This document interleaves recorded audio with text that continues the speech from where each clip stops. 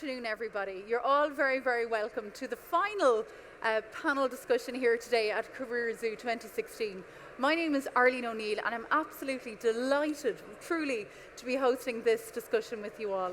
I'm also thrilled to be joined by four extremely accomplished STEM women who I'm just going to run through a brief introduction if you're not familiar with them already.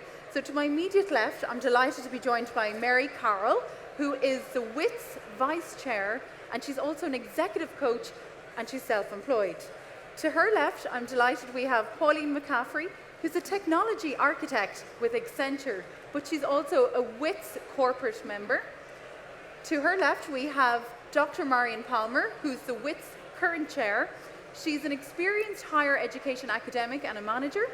And then to my far left, we have Mairead Carroll, who's Mairead Hurley, who's the European Projects Coordinator for Science Gallery Dublin, and she's a WITS corporate member as well. So again, you're all very welcome. Could we give our panellists a big round of applause to get started? So to kick us off, Marion, as chair of WITS, could you tell us a little bit more about who WITS are and their current manifesto that today you're going to enlighten the audience about? Thank you very much, Arlene.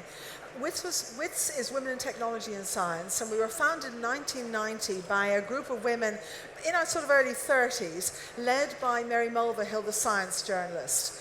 And really what it was, we were working in a very mainly different areas of STEM, and we felt a bit isolated. So we came together, set up WITS, and we're still going 26 years later. WITS is really a very unique organisation because it covers all of STEM, that's science, life sciences across to engineering and technology.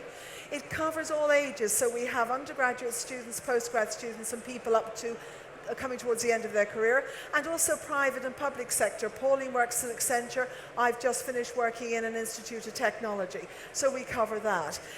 We're interested in supporting and promoting women in STEM, but particularly we're also interested in changing policy. And we're delighted here to focus this panel on our WITS Action Manifesto. We're members of the National Women's Council of Ireland, and based on that, we've said, what actions does WITS think important to change lives for women in STEM? And we have four very straightforward actions that just to mention. To advance women's leadership, and they'll be part of the discussion here. To end the gender pay gap and deliver equal opportunities for women and inform that. Promote family-friendly STEM workplaces. And then to strengthen social protection training and employment support for all people in STEM. So I think, Arlene, that sort of captures it, the kind of things that we're trying to do.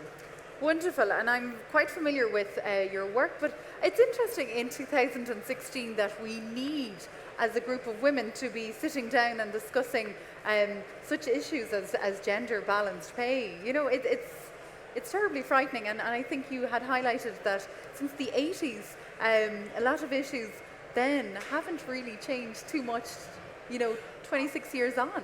I looked at, as part of my research work in the 1980s, I did work on leaving cert subject choice, and I've gone back and looked at it again in the last year or so. And certainly maths has changed, but leaving cert physics, the proportion of girls hasn't increased that much. It's certainly nowhere near gender balance, and indeed biology is the opposite. There are so many girls doing it and not enough men. So it is all about people making real choices about the subjects they'd like to do, and then about the kind of careers that they'd like to follow. Very interesting. So I just might highlight, I'm actually an academic in the School of Physics, so I would have done my degree in physics, my PhD in physics, so I'm not reflective in that group, but certainly it is a challenge to try and get women engaged in what physics is about and trying to recruit future generations. So WITS is very much needed, and the work that you're doing, especially with this new manifesto, is very badly needed. Mary, you might talk to us a little bit about the four areas, well, particularly within leadership and participation. What is it that you feel as Vice Chair of WITS that there's a need to help women within those spaces? Well, I think that one of the areas that can help with the advancing of women's participation, I suppose, one of the areas, and it's very topical at the moment, is the whole area of unconscious bias. So to raise awareness about, I suppose, how unconscious bias can affect women's progress, because of course the paradigm that we have for leadership is that leaders are male, and there's research that indicates that when people are asked to list the attributes of leaders and the attributes of men, there's a 90% overlap and only a 10% overlap with those of leaders and women. So it's changing that, and I suppose one of the measures that can be taken is to actually structure your decision making a little bit more, so that you ensure that criteria do not change as you're going through, say, like a very important decision making process like the recruitment process. Another, I think, is to recognise that women don't self-promote, and of course I'm generalising here, but the research would indicate women don't self-promote, they don't put themselves forward as much as men do. So when there is a promotion or when there is an opportunity that you may need to ask women to put themselves forward, you may need to recognise that some people are more inclined to put themselves forward than others. So they're just two measures that could be used. Great. Within Accenture, Pauline, what is it that Accenture perhaps are doing to support women and advance them within this leadership ladder?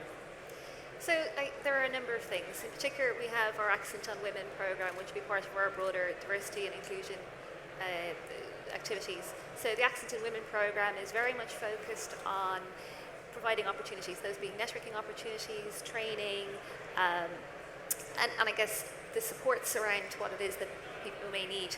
That might include maternity supports and the maternity buddy programme that we have, which brings women, helps them before they go on maternity leave. We would keep in touch with them. The buddy would keep in touch with them while they're on leave, and then we also meet them when they come back and make sure that they understand the policies that are available to them and the supports that Accenture can bring them. Perfect. Yeah, wonderful. Mairead, I might just come to yourself now. So have you experienced any positive actions aimed at developing equal opportunities for women in your own career to date, for example? Sure. So my background, I work currently as the EU Projects Coordinator in Science Gallery Dublin, but again, another exception to the rule, I studied physics and did my PhD in astronomy, and from that then went on into science education. So I've kind of had a bit of both of those side of things, the academic side and then the education, and now I kind of work in both of those areas within Science Gallery to work on European projects for public engagement. We have a project trying to promote the types of things we're talking about here, which is to create sort of gender equity in science education and promote science training and careers to young people, and to get rid of the stereotypes that we're all really familiar with. So I suppose one thing that I was, because I'm working a lot with the European context, I noticed that the European Research Council have made some really great changes lately in the way they support academics. So for example, the early stage researcher grants now allow, so those are grants for young scientists to start up their own research groups independently, and they're awarded for up to 7 years after a PhD, but now they allow 18 months extra for any mother who has had a child in that period. And they also allow paternity leave, but it's only based on how much actual paternity leave the father has taken in that time. So it doesn't discriminate against male or female candidates. I think that's a really great step forward, and that type of policy would be really beneficial across all areas to stop the dropout that we see when it comes with raising families. Marion, you might share your experience as well. Have you experienced any positive actions within that space? It's one of those things, yes and no. I think as an undergraduate physics student, no, not necessarily. I was the only woman in my class, and it was a bit obvious if I was there or not. But as I came through my career and took part as both a teacher and academic, then yes, I did. I got encouraged to go for promotion. I was encouraged to take risks, to come and do a panel like this, to become chair of the Science Teachers Association, and to do those positive actions. And I think particularly, and we'll probably come to that question later, was I had a couple of mentors, both male and female, during my career, who really sort of said, just do it. Stop thinking about it, just do it. And I think those are it was somebody saying it to me, and in fact, I think Pauline and I talked about this yesterday, we'll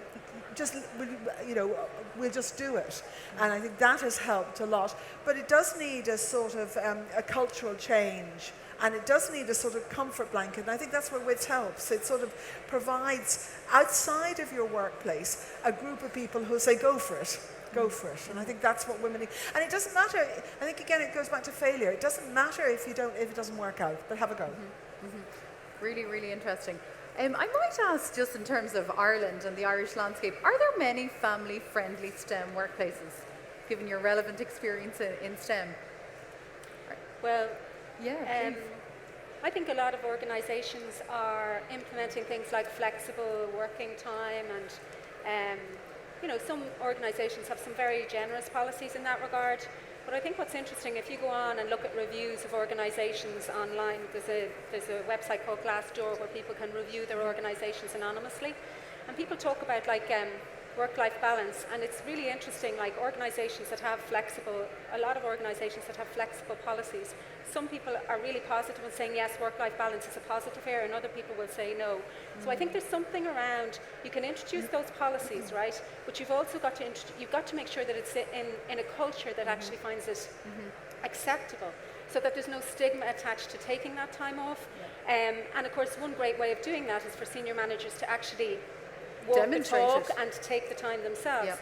Another one that I think is really, so that's one thing. The other thing that I think is really important is that there are opportunities. So for example, one of the things that I find incredible, it always flabbergasts me, is this notion that if you go part-time, you can't be management. I mean, I think of all of the managers and CEOs that I worked for who were in the States 50% of the time. They weren't available, So it's okay to be gone to the States, but it's not okay to be gone one day a week to look after your, to do the other things that you need to do in your life. Absolutely. So, and I mean, someone that's very close to me in my life, male, is a CEO of a charity, and he does that 4 days a week, and that's fine, So this notion, and does it very effectively, so this notion that you can't be management if you're part-time, I just think we need to ditch that notion. I suppose childcare support and just supporting people in that way, I think is a positive step that some organisations, like I know Queen's have received an award this year. Queen's University in Belfast have received an award this year in the education sector for their for being a family-friendly organisation.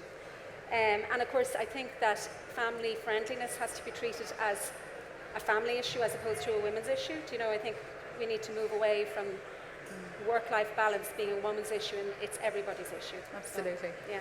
That leads me on to Accenture. They've really embraced this family-friendly workplace. Do you want to tell us about that, Pauline? And I think a lot of what I talked about a little on the Accent on Women programme, that then developed into recognising the family. So where women were saying they needed to be able to come to work early and leave early for childcare, actually that's relevant to all of the parents.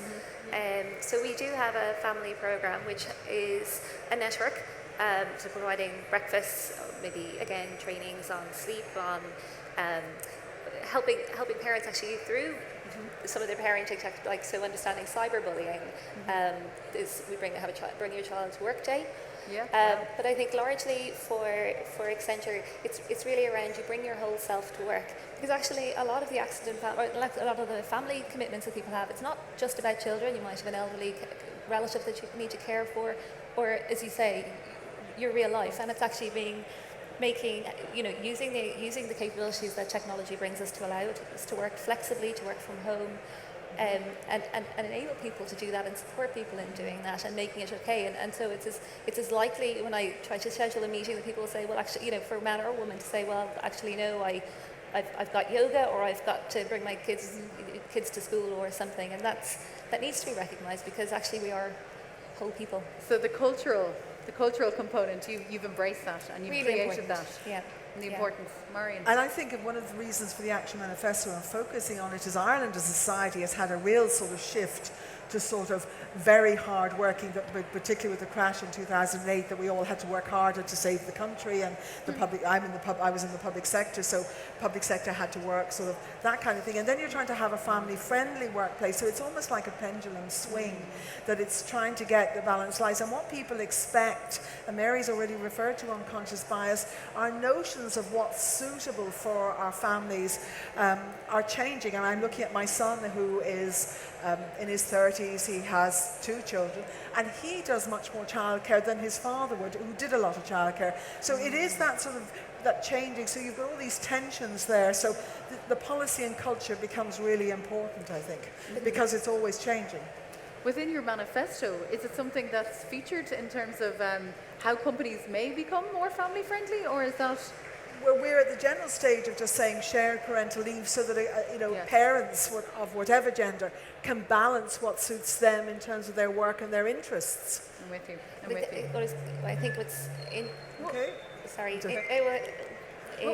what's interesting, I think, is Accenture is part of an informal network with a lot of other STEM companies, and something where particularly newer companies, actually their demographic is maybe only hitting that stage now, and I suppose using the network between organisations and organisations like WITS to see what are the policies that people can have in place, and how do they work and how they help people. Wonderful. The fourth action, I guess, as part of the manifesto is around strengthening social protection, training and employment supports. Would you like to give me your views on that, Marion, and tell me a bit more about it? Well, I suppose if I look back, and I think, so I started my career as an engineer, and I went into, became a manager, and then worked in various organisations, management consulting, and then mostly in engineering type companies, I suppose. And I suppose if I look back and I say, like, what's the support? I would say the supports that the social supports that I've had have not been great, and I'd say the one support that might have made a difference to me would be what Marion referred to, the shared parental, and just to clarify what I mean by that is shared maternity leave, so that it's shared between, the Scandinavian model. Because I think then so many people have admitted to me, it's shocking, so many people have admitted to me that, they would actually, a woman of childbearing years, that they would be careful about employing her, which is shocking to me. But I sometimes wonder when I hear that, how many times did that impact me on my career and I didn't even know it? Do you know? How many times did and I didn't have a child till I was in my 40s, but how many times in my 20s and my 30s did somebody make that assumption about me? When sitting across the table. It's something I'm quite concerned about. It would be on my radar as something I need to be concerned about. But I think that shared, if somebody can't make the assumption that the woman is always going to take the leave, then that kind of dissipates that a little bit. So I think that's something that might have made a big difference. Yeah. And I also think, I just think this, having paid maternity/paternity in organisations was something that wasn't available to me, and I just think it's kind of dreadful that there's this notion that you actually have to be financially secure in order to do that, or you have to have a partner who's going to support you if you're going to survive on state benefit to do that. Do you know what I mean? So I suppose those are two areas that I think could have been quite helpful. Yeah. How about Mairead? Is that relevant for you at all? This area on focusing on strengths and social protection, training and employment services. I think, speaking personally, I've been really lucky in my career because I had a female PhD supervisor. In a physics office, I managed to share an office with one other girl, which is, so 2 out of 6 was pretty good going for those staff. And, but I did find there was a support network there, because I remember the day I discovered what imposter syndrome might be, and it was a sudden that's what it is. And I realised that both myself and the other girl I shared with, we had this feeling of not being able to quite, stand up for ourselves or believe in ourselves as much as we should have. So I think, having some other people with those ideas, and now in my current role, I have a couple of great female role models. My colleague Jane Chadwick is Education and Learning Manager, and our director Lynn Scarf, and they're just both really amazing examples of, just how to believe in yourself, get out there and talk about what you're an expert in. If you've put in the time and the training to become an expert in your field, so you can talk about it just as well and just as expert as anyone else. Wonderful. So yeah, I think I've been lucky, but it's not always the case. It's not always. That's the problem, right? Pauline, has anyone helped you along the way to get to where you are? Certainly, so many people. Good. And I think that is really important. Actually, there is great things that happen in Accenture around programs and good culture and policies and so on. But of course, it's always that person tapping you on the shoulder saying, "Go on, give it a go. Try it, do it. You're well up to it." Because oftentimes, and I think you mentioned it a little bit earlier around having that confidence, when applying for the promotion or applying for the job or a role. In my job, I move around different roles, and you can look at things and go, "Well, I've not done that," and some say, "Well, actually, you have done that. you're well up to it. And so many people, I'm very fortunate to have many people who have done that for me. How about you, Marion? In what sense, sorry? Have people helped you along your way, and how did they help? Well, I think they, as I said earlier, they help by just encouraging me to do something and just saying, why don't you do that? And then the other thing, I think this is really important, is that, and I think back to my thing, that when I got a role, particularly when I got a head of department role, a manager role in academia, my boss mentored me extremely well, challenged me, didn't let me away with anything, and we were just talking about it the other day. But also, so it's that sort of what I did as a teacher of expecting students to work hard that he did of me, and that mentored me, that suited me. But it's always about, and I'm very conscious now that I want to do the same for younger women and for WITS members and for our undergraduate and postgrad students, that to if you like, hand it on. They say sometimes that women pull up the ladder behind them as they get senior. And WITS is very much, no, we don't do that. We want more ladders there. We want women to take their full role. We want them to make informed choice. If STEM isn't for you, that's absolutely fine. But it's that informed choice about thinking about it. And also then about realizing, and I think Mairead, you were talking about this, just the sheer range of opportunities. I mean, you started in one area and you were doing a different job. I've spent nearly 40 years working and I've done 5 or 6 different jobs.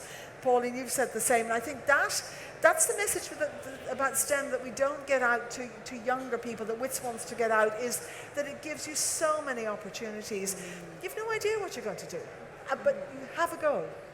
And I think that's one of the things that we would want to say. And again, that's by making STEM workplaces family friendly and having the supports, it enables people to look around and say, oh, I'll have a go at that. Yeah, so it should be just implicit than having to explicitly give that encouragement. It should be facilitated continuously in the culture.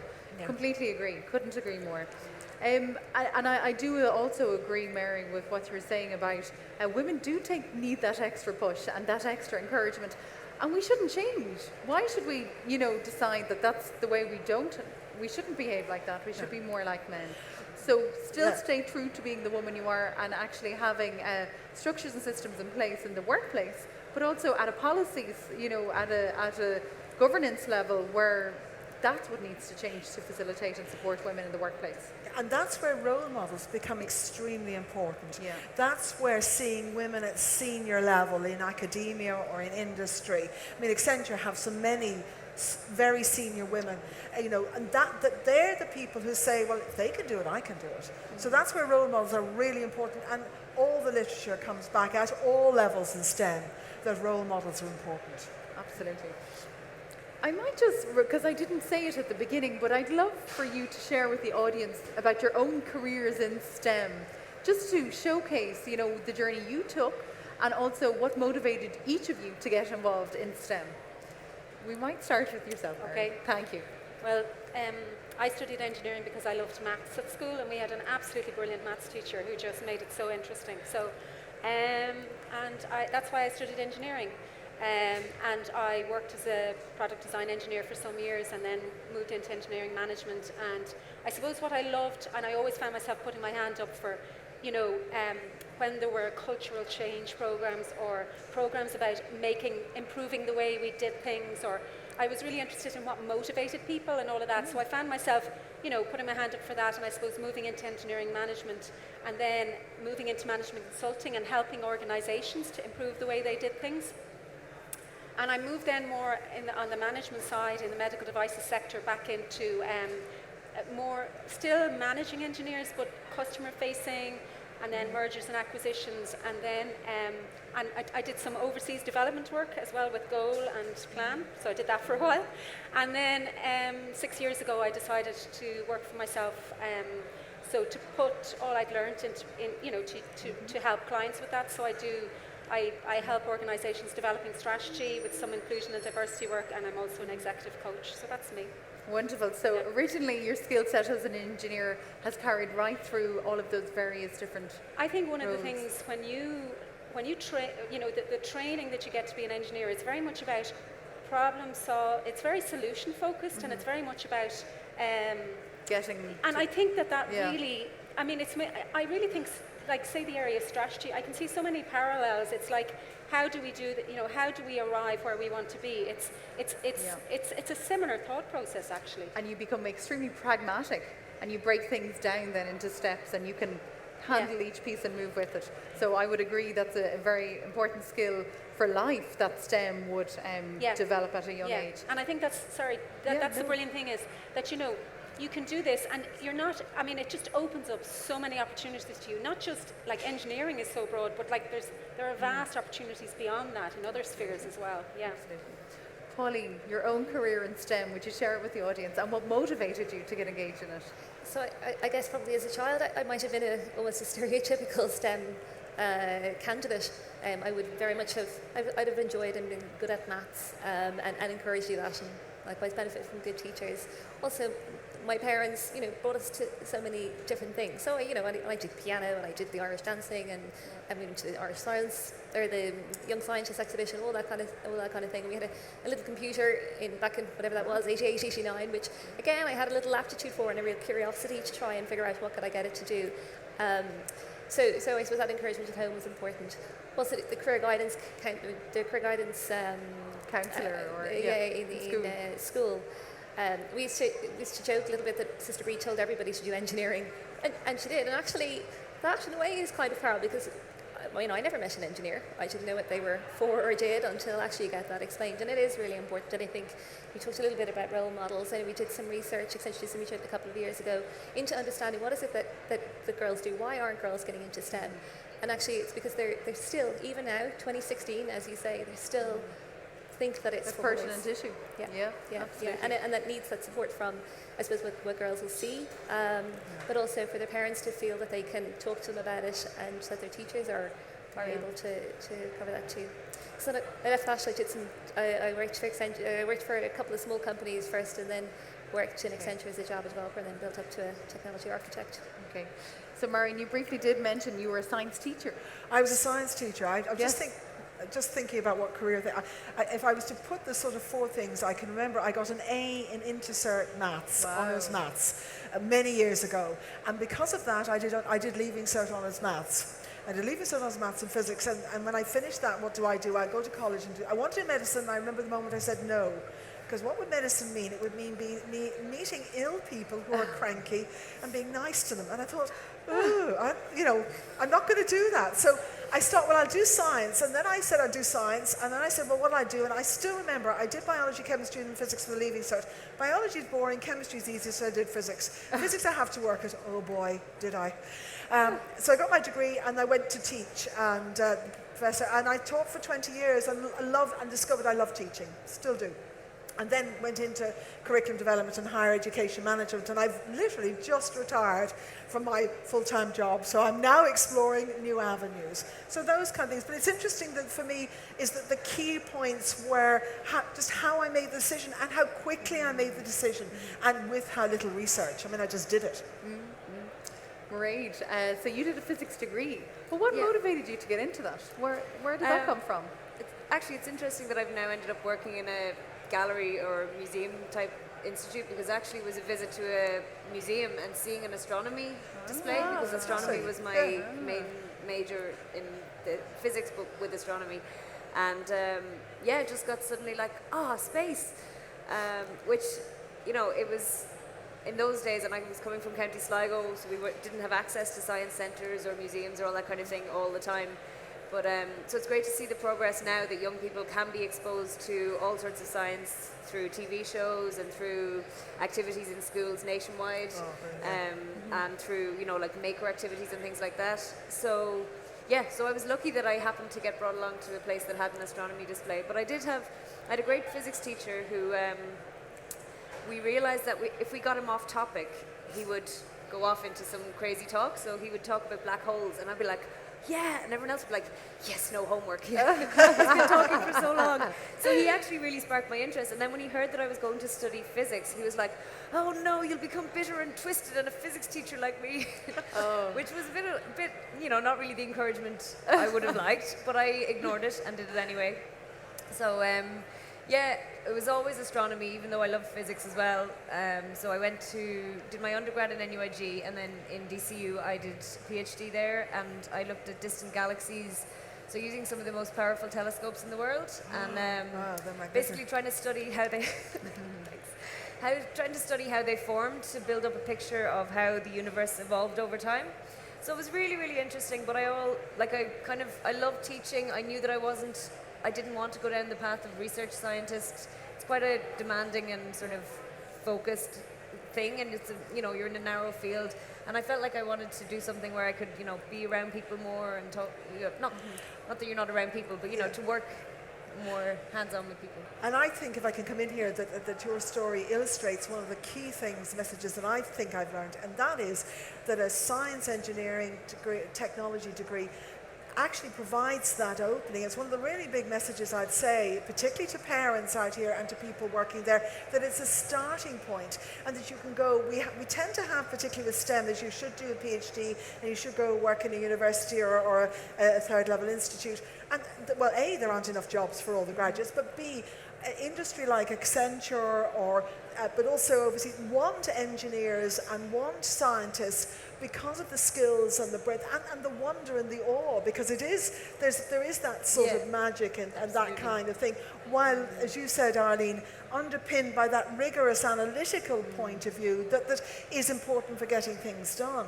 And I think that's a really important message that we want to get about STEM. And I think employers now are recognizing, diverse employers across different fields are recognizing the training and the skills that you've built up. You know how to solve problems, as you said. You know how to work with things that you've never encountered before to solve problems that no one has encountered before. So take those skills and put them in a different environment. Employers are ready to take the chance on people who are able to say, I know how to do things. I might not know how to do that yet, but I will. So I think that's... I think as well as technology is continuously disrupting many sectors, we need women technologists in there shaping that. It's a 50-50 gender balanced planet. So the views of women need to be at the forefront, and pushing those boundaries along with male counterparts in those fields. And I heard an interview with Katrina Hallinan from Microsoft last week that was actually reviewed in the Irish Times today, and she said, and if we stay in traditional gendered jobs, she said that something like more women's jobs are going to disappear with artificial intelligence and that thing than men's jobs. So not only are we in a gendered position, but the gendered jobs could go. So we need to have women spread out so women can support women. I mean, I think, I was brought up to be independent, to support myself financially. And I think that's important for all of us as women, to support ourselves and our children and to support our husbands or partners or whatever. Wonderful. I guess this is a question for each of you, if you don't mind to share with us. What are your tips for success for a career within STEM? Start with you, Mary, please. Well, I suppose the first thing might be to educate yourself about the STEM options. I mean, I think back actually, and I think one of the things that I could have done better, when I was a student, I actually had no idea what engineers did in real life, even though I wanted to do engineering because of the maths and so on. So I think there's something there. Still today, that's an issue. I work with undergraduates and they tell me, I have no idea what to do at the end. Yeah. And I mean, I know that needs to change. The thing is there are so many options that you're not going to be able to acquaint yourself with every single possibility, but at least have some sort of an idea. It's around your own skill awareness. And then you can map those skills onto needs and demands. Which was the second thing I was going to say. To develop, just have some awareness about your own strengths so that you can actually match what your strengths are to what route you're going to take. I think one thing that I think is very important is don't stay where you're not valued. So if you're in an organization that doesn't value you, move on. You might change some things, but I'd say pick an organization that's going to value you and actually move if you find that you're not being valued. And I think another thing is choose your life partner carefully, and I'd say that to men and women, because I think your life, if your life partner, your life partner may determine how stereotyped a life you lead. Well, and I'd say that to women and I'd say to men, because, as a man either, you don't necessarily want to be expected to work all the time and not see your kids. So I think it works both ways. Absolutely. Yeah. It's an interesting view. Pauline, tips for success for a career in STEM? So I think really important is to be clear what it is you want and what's getting in your way of having it. And having an open and adult conversation with your employer around that. Because actually we find this a lot in Accenture. People think that they need to work all the hours and respond to emails in the middle of the night, where actually that's not what's needed. And some people may be happy to, they may leave work a little early and log on for an hour or two in the evening, and they're not expecting a response at 10 o'clock at night just because they've sent one. But to be very clear with your employer, with your team, to say, this is what I need to be successful in my life. And I suppose the other thing is really around, supporting women. So, help with that visibility. If you see women who are doing something good, say it, tweet it, blog about it, tell people to buy their book or watch their online clip or whatever it is, because it's all around actually giving that visibility. Include, even down to the things like in your presentation materials and your graphics. Make sure that we're not just using little stick men all the time. There's space for women in there, and all of these things are really important, because then you start to move things along so that we don't have to keep talking about it, because once we have, as you say, that 50-50 balance, actually it's not a women's issue, it's a business issue, because we are living in a world and designing and building a world that is 50-50. Absolutely. Marion, tips for success. Can I go last? Because I'd love Of to hear course. Mairead. I'd love to hear Mairead's answer first, and then I'll come back, if that's okay. If it's okay with Yeah. Mairead. No pressure. No pressure is right. Well, I think in the previous question I did talk about, taking chances outside of the box or outside of what you think you're trained in. So maybe I won't go back to that, but I do think that's really important as well. Recognizing opportunities that might not be on the line that you expected. But also, I think just keep being creative. Being creative in STEM is just, it's so important, especially now. And there are so many opportunities for engagement with the public as well as with your own work. So, places like Science Gallery, outreach programs, all sorts of things that are going on can make, take the step from STEM in the workplace to the general public. And I think those are really important at the moment. And for a technology and STEM-aware society, really, which is what we need for the future. So as well, for people in the room to avail of those things, right, and to engage in those things. So we all need to be active citizens in looking for these STEM things that are out there, and engaging our young people, engaging our elderly people, engaging the spectrum of people, Absolutely. and connecting them back in. And letting them know as well that they have a voice that can be heard. So they're, all of the research that's being done in Ireland is being done for the benefit of our society. So people need to recognise that there are ways to talk to the researchers, talk to the businesses and industries, and for everyone to work together to kind of find solutions to what the challenges that we will face in the future. So I think that's really important. I think they've said it all, but I think two things that I'd say is still that voice, and I see Pauline Sargent and Pauline I always associate with the imposter syndrome there, still that voice that says, am I not good enough? And Mairead has mentioned that. Still it. Just stop. I was talking to an undergraduate in Trinity who said, I'm not sure if I'm going to get through first, I'm not very good. This girl must have got 400 or 500 points in the Leaving Cert to get in. She's fine. Still it. The second thing I think, and you've mentioned it, Mairead, is to see STEM as part of our culture. One of the things that worries me about government and policy, and one of the reasons for this Action Manifesto, is that we see it in terms of the economy. We see it in terms of jobs. Now, no doubt about it, STEM gives good jobs and encourage women to do it. But it's also part of the way our lives have changed. I go back 40 years, and half the things we have now were not there when I was at school. I couldn't cog from the internet because it wasn't there. So it's those kind of things, seeing that, and Arlene, you've mentioned the citizens. All of us as citizens have to make decisions about our society. So, and they're decisions that are about technology. Do we want, every day you're asked for your mobile phone. Do you want to give it to a company? Do you want them to know where you are? Do you want to enable location on your phone? So it's being informed of that and seeing that being part of STEM enables you to inform and take part in a more active way. And I think it's seeing that breadth of STEM as part of our culture as well as part of our career. And also, I think, probably feeling successful. I've just finished my job and I'm thinking, God, was I successful at it? And I hope I was, but that's what I mean about stilling the voice. Brilliant. On that note, I would be very keen to learn how might people get involved more with WITS, how might they join, and plug your website, please. Yeah. Well, our WITS is Women in Technology and Science. Our website is www.witsireland.com. If you just do WITS into Google, we'll come up. We're on Twitter at WITS Ireland. We're a voluntary membership organisation open to anyone working in STEM or has worked in STEM or studied STEM. So if you did a STEM degree and you're now an accountant, join WITS. We run networks and that, and in particular I'd like to mention and the Science Gallery. We have a wonderful talk on Thursday the 10th of November to celebrate our founder Mary Mulvihill, the second Mary Mulvihill lecturer. Mary sadly died last year. And we're celebrating her and her work for STEM on the 10th of November at 6 o'clock, and we have Professor Jane Grimson of Trinity, in fact, who's going to talk about gender and women in STEM. She has a lot of experience in it. So it's really a celebration, and our events are open to men and women, and they're open to members and non-members. Come along and join us.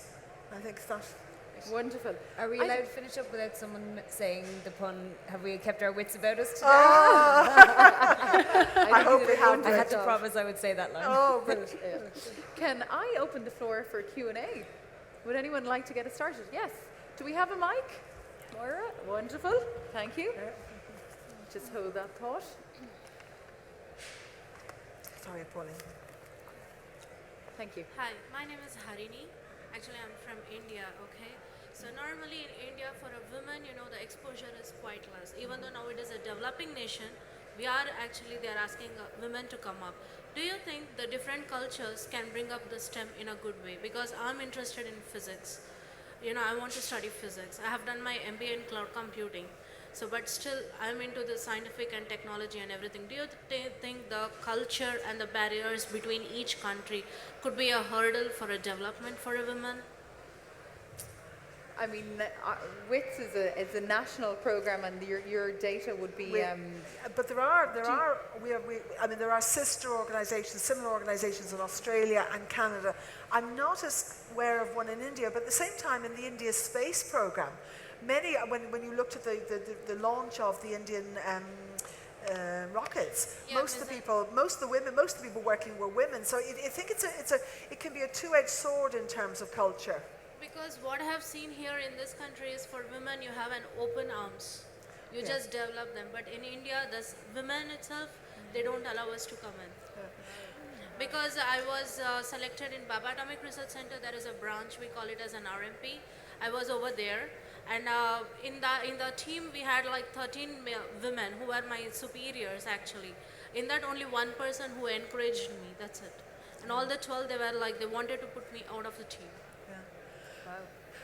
Ireland was like that 40 years ago. I mean, I can remember when I did my Leaving Cert, which was, I think there were 141 girls did Leaving Cert physics and 2,000 or 3,000 boys. So it is partly, time, but it's also people going and doing physics degree like Arlene's done, like I did, like Mairead has done. It's about getting in there, just doing it. And it does change, but sometimes you don't see it. Okay, one last question is does WITS help for the non-Irish people to study and help? No, we're a voluntary member. We wouldn't find it easy to work outside Ireland, but we support anybody absolutely in Ireland. We had somebody from Women in Tech Africa talk to our members last week. So we're absolutely willing to support, but it's what we can do. Thank you so much.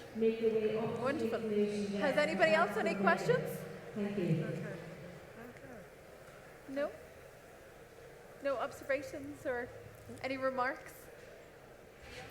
So have we any excuse me. Sorry, I didn't see you there. Hi. Yes, please. I was listening here, guys, and I just want to add one thing. When I was about to move from high school to the university, and I think if you remove the gender out of the equation, I think most of the times your friends and family believe more in you than you believe in yourself.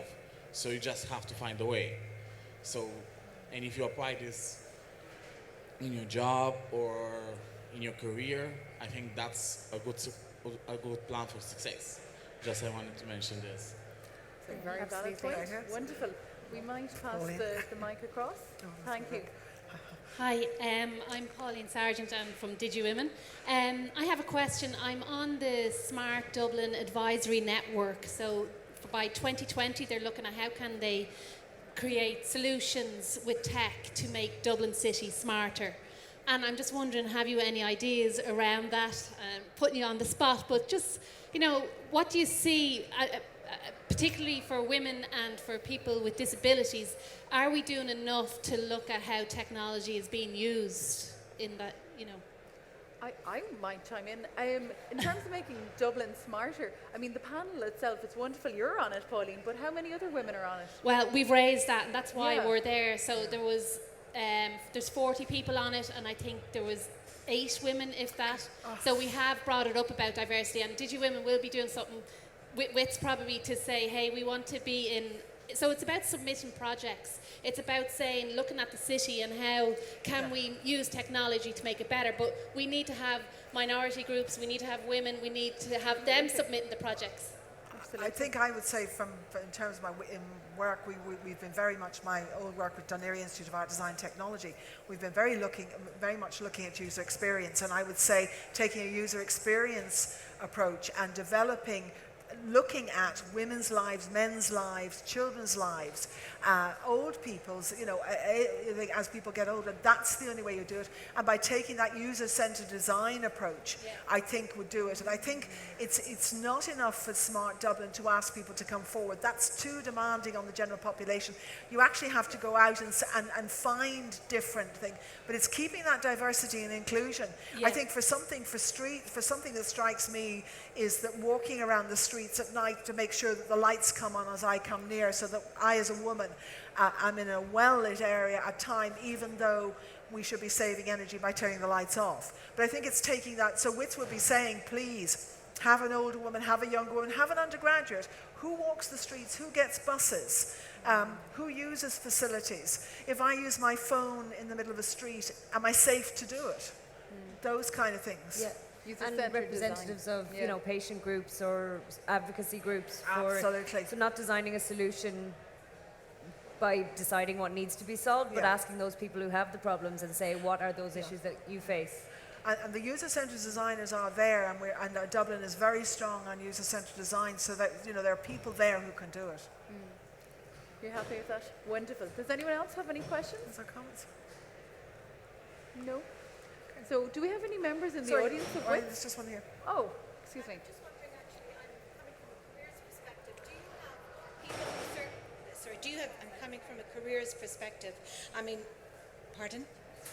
Oh, okay. And coming from a careers perspective in terms of women in technology and science, and I suppose, would you have any opinion on the inclusion of arts within that? Because particularly within, I suppose, the research from the States anyway, STEAM seems to be the new way to go.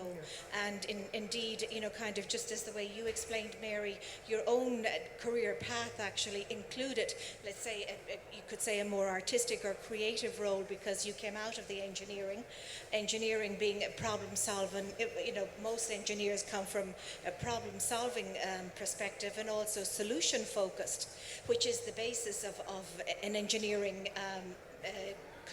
construct, should we say. So from that point of view, most women, kind of embody that type of approach, which is very, it's very pragmatic. It can be very pragmatic. But I suppose in terms of broadening the approach of science and technology to include the arts aspect, because from the arts comes, the capacity to research, and to research strategically as well as scientifically, so that, that you are actually really So I suppose my question is has WITS actually considered that as perhaps a project for development, or perhaps expanding their program from STEM into a STEAM? Well, So we developed a strategy a few years ago, and we actually did consider that. Do we actually broaden it to STEAM? And I suppose, and I know, STEAM, if anyone who was at Inspire Fest this year would have seen a lot of, I suppose, speakers who, and very interesting, like it's a really interesting area, that amalgamation of those two areas. I think we decided at the time that we were going to keep it at STEM for the moment, because I suppose we see STEM, it's just like that. The particular challenge, I suppose, is probably more for people who are working in those more traditional STEM areas, as opposed to where STEM and the arts meet, which tends to actually be, there probably are quite a lot of women in that intersection at the moment.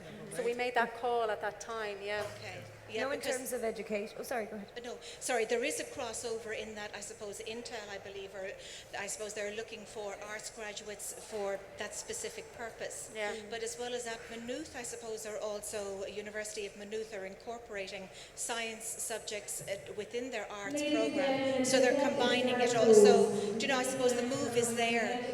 So it would be lovely to capitalise on it. I think as well, the APs. Excuse me. The APs, it's an interesting debate that comes up quite a lot, but I believe the A is implicit. Science is massively creative. Technology is hugely creative. I do think it's a semantics thing, a small bit. I appreciate that the A, the humanities and social science, people may feel they're not represented when we look at STEM programs and STEM initiatives, or we run a STEM exhibit. However, I think it is semantics, really. Okay. It is an optics issue. I would be more of the opinion that, yes, disruption within education is coming. Degrees are blurring the lines. Blending, and blurring and chopping and changing, and broad curriculum, and scientists embracing philosophy, and which physicists, there's a lot of philosophy in physics actually, and an understanding that the human, blending the history and the sociology and all of those components in with the science and tech and eng and maths is coming. I really believe we're at the brink of something, and I agree, with, and Mairead can talk all day on this topic. I know she's very engaged in colliding science with arts, right? Yeah. It's the tagline for, it's for what Science Gallery, big proponents of that, and also maker education. We have a make shop space, but we're rolling it out to go out to schools, and a lot of groups are doing this where hands-on creative process in learning. So it's not just here's some stuff and learn it, but here's something, make something, invent something, and that is coming in education, and teachers are beginning to recognise it, and a lot of groups are working towards that. It's a challenging message to get across. So, and I suppose as an employer, I would have involvement in a lot of our recruitment, and certainly at graduate level, it is implicit, but it's actually explicit. We are very keen on having a proportion of our graduate intake with very diverse careers, even in a technology and management consulting company. Thank you, though. Wonderful, valid point. Would anybody else have a closing question? If not, could we thank our panelists and wish you all a wonderful evening. Thank you. Thank you, Arlene. Thanks.